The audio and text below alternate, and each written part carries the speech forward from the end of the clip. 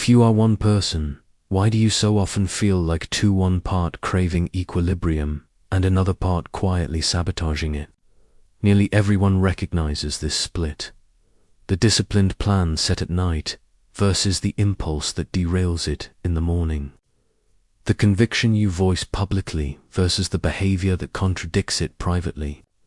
Modern psychology names this cognitive dissonance. Neuroscience traces it to competing neural systems, the prefrontal cortex regulating impulse and planning, the limbic system seeking reward and immediate relief. These systems are not good and bad. They are specialized and sometimes at cross-purposes. Ibn Arabi, the 12th–13th century Sufi metaphysician, offers a deeper interpretation. You fight yourself, he says, because you do not yet understand what the self actually is. Internal war arises when partial aspects of the person claim to be the whole.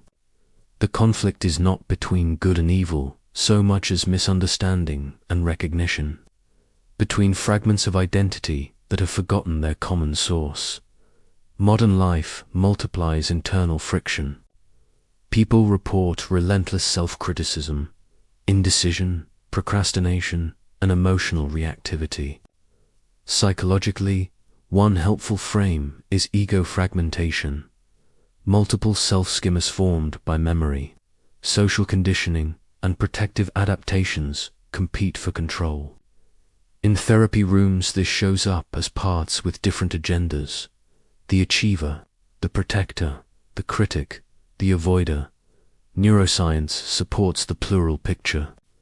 The default mode network narrates a sense of I, replaying the past and forecasting the future, while subcortical systems drive instinct and affect.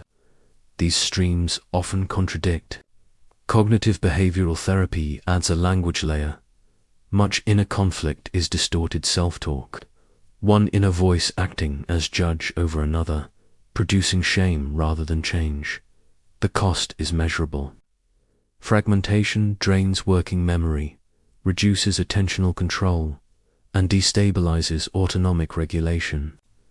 It feels like being at war with one's own mind. Ibn Arabi argued that the war within appears when a person identifies with a part or role, an emotion, a thought, rather than perceiving the unified awareness within which all parts arise. Ibn Arabi conceived the human as a microcosm of the divine reality.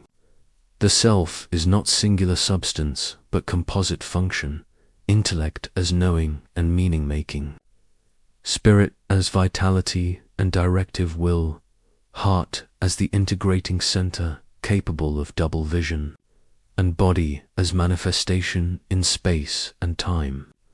Each faculty reflects a divine attribute: knowledge, will, love, form.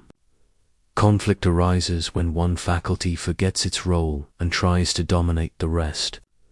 The solution is integration, every part in its proper place, coordinated by the heart's capacity for synthesis. This aligns with modern accounts of a modular mind and with clinical models that work directly with subagents.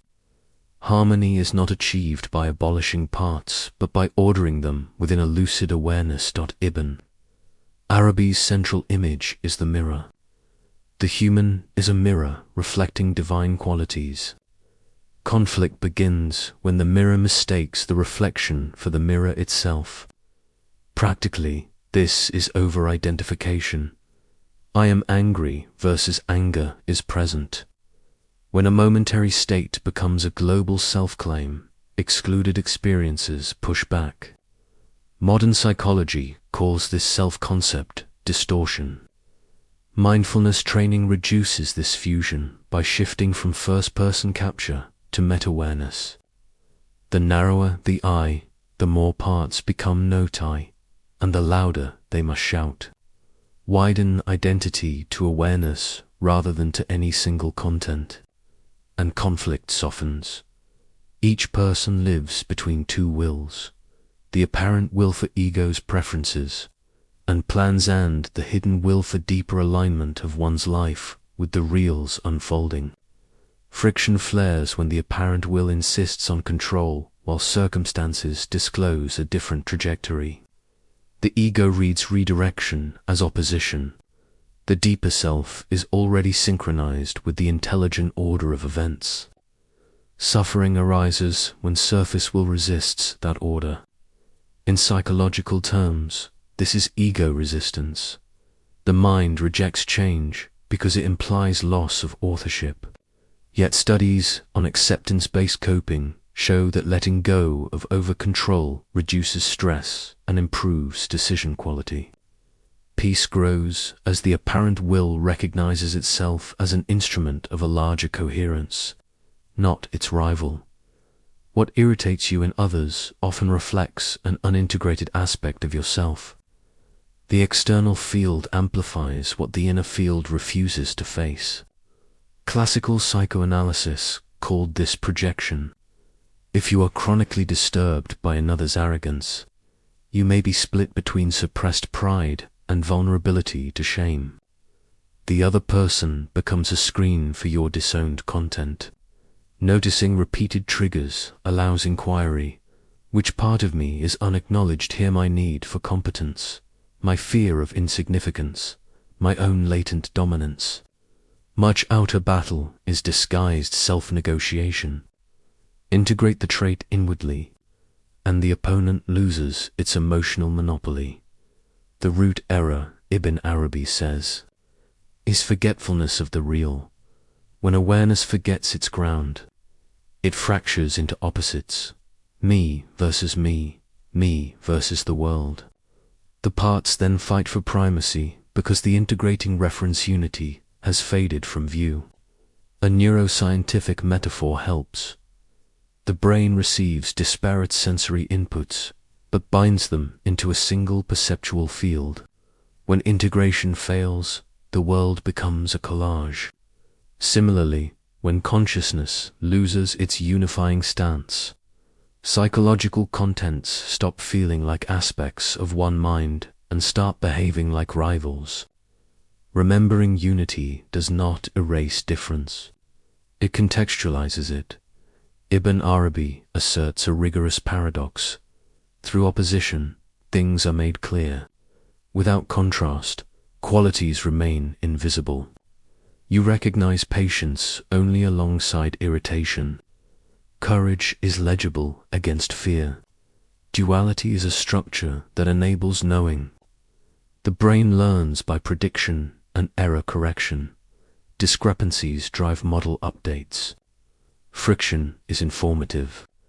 The human task is not to invent balance, but to perceive it and participate in it consciously.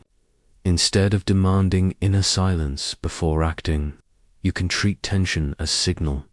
Which two legitimate values are in play, and what synthesis would honor both?